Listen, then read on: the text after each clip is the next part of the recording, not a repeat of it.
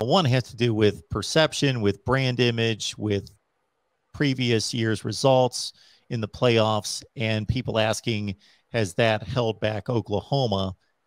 I, for one, hope not. I I I don't care if Wake Forest has gone 0-12 for the last 18 years. Right. I believe that these teams should be only evaluated on what's happened in 2021.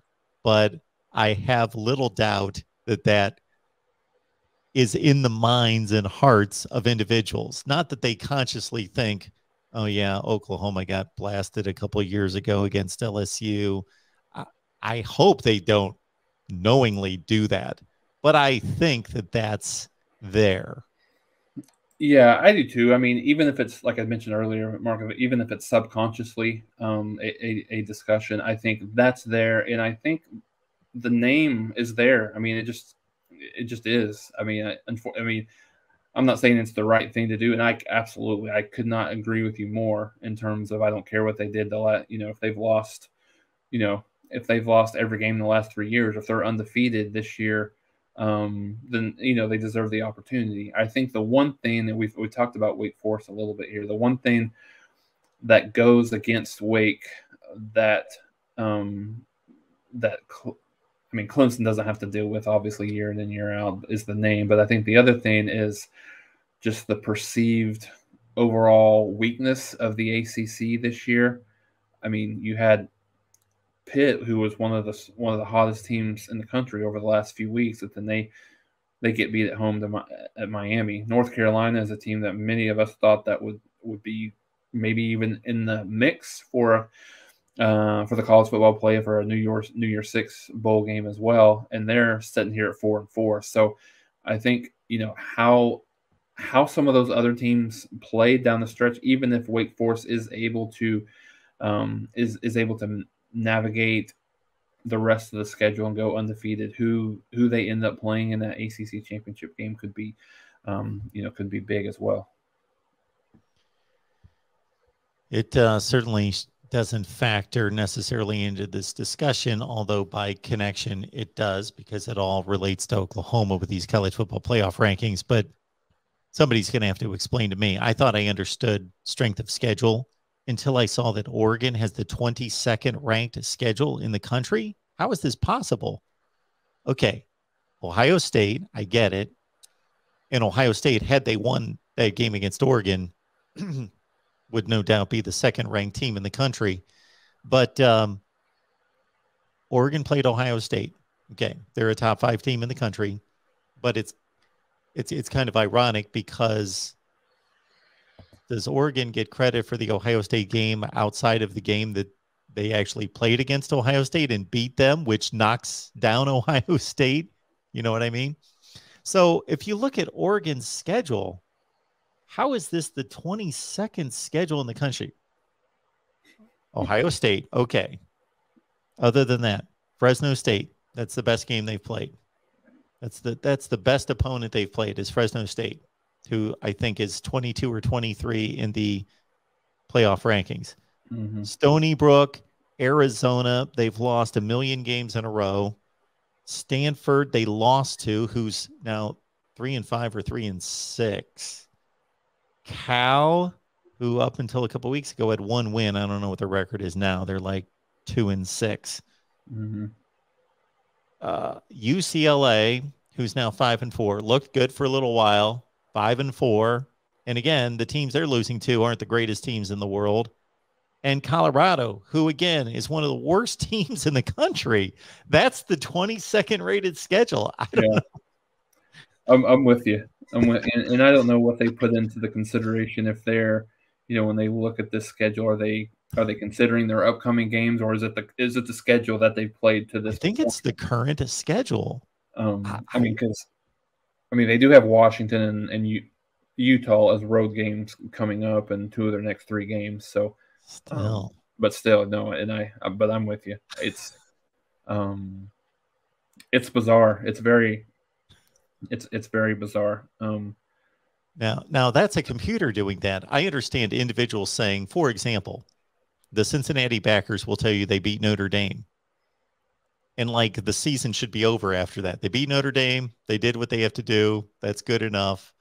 And I don't buy that argument because everybody else has to win like 5 games like that. And Mhm.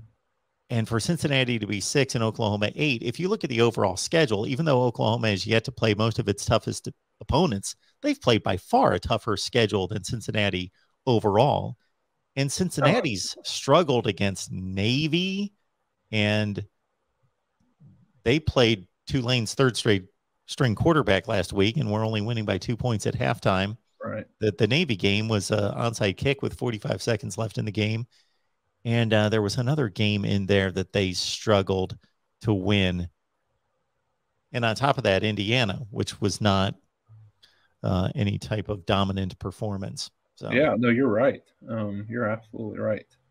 I'm trying to find Indiana was the struggle, 38-24, and they were down at halftime, I believe, in that game, and they had to come back and win. So no, they haven't blown. I mean, to your point last week, Mark. I mean, the score ended up looking a lot better than what it actually was, but no, you're absolutely right. They haven't been. I mean, there's few teams that have been dominant, game in and game out. I mean, Georgia's the exception, right? And there's a lot, and there's some comments here, and I think Georgia I mean, maybe not necessarily nationally. I think they get a little bit of a raw deal just in terms of, I think the narrative is, yes, they got a good defense, but who have they played offensively? And I think it's a little valid in terms of the competition offensively that they've played thus far. But my gosh, Mark, I watched that defense over and over every week. They didn't even have to play offense last week. They could have won that game just playing defense the entire time. What they have did they have 2 defensive touchdowns in that game? I know they had a pick one for sure. I don't know. But anyways, there was a second. They could have won the game without playing offense. No matter who you play, if you're in a situation where you give up less than around 6 points a game, I mean, their defense is incredible, and that's why let's fast forward the SEC to let's play the Iron Bowl and see what happens there. But I'm just so interested in watching Georgia and Alabama play on how, Alabama's probably not quite as explosive as they were last year, but they're pretty close. They're pretty close. So I think that'll be interesting to just see exactly how that works out. And of course, it'll never work out the way we assume. I mean, Alabama will probably lose to Auburn or something will happen, and and I think, judging by some of the comments that we have here, Mark, there's a lot of people are kind of like us, just in terms of we just rooting for chaos and rooting for, kind of different things to happen. I know, there's some comments about Cincinnati, and we're on the same page. We agree that Cincinnati's not going to get in unless they have some help. Just winning the rest of their games isn't going to be enough, and that might be the case for a couple of other teams. So I think, when you when you go through each one of these teams and dissect them one by one, there's a lot of losable games for a lot of these teams, and that's why it's so interesting to see how it will how it will go the rest of the way. I think just a lot of exciting football to be played. I mean, you've got Michigan still has Ohio State. Ohio State still plays Michigan State. Michigan State still plays Penn State. And then you've got Oklahoma still playing Baylor. Oklahoma still playing Oklahoma State. You've got, we talked about Alabama and, them playing Auburn. Auburn still has Texas A&M, which that might be an elimination game. Well, not necessarily elimination game for Texas A&M if they lose, not necessarily for Auburn in terms of creating some chaos. So And heck, we've got your your Irish here that's still sitting back here at number 10. They're not really.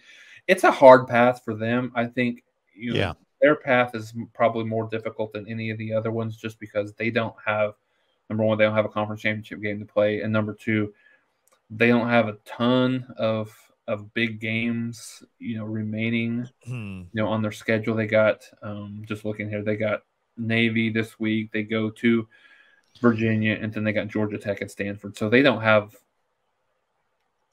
a whole lot to do to kind of help their resume. Notre Dame's schedule in recent years, with USC being down, Florida State that they play often being down, a number of teams in the ACC, Virginia Tech, Stanford that they always play being down, their schedule has gone from very difficult to it's deep. They don't have these give-me games in the FCS and the Group of Five that other teams do. So it's deep. It's a competent schedule week to week, but yeah, there's really nothing there. North Carolina's let them down. And there's really nothing to hang their hat on. And if you just look at the head-to-head comparison, they need to get Cincinnati out of the way as well, because even if Cincinnati loses a game, they've got the head-to-head on Notre Dame, if that would come into play. And they won at Notre Dame by 2 scores. Right. So, yeah, they do have a difficult situation there. Yeah, no, you're right. So, I think they're the team. I mean, you can make a case for, to your point, Mark. I mean, we can make a case for a lot of these teams in 1 through 13, but Notre Dame's a little more difficult. They've got to have mass chaos happen in order for that to occur. But the rest of them, I mean, there's a path, absolutely.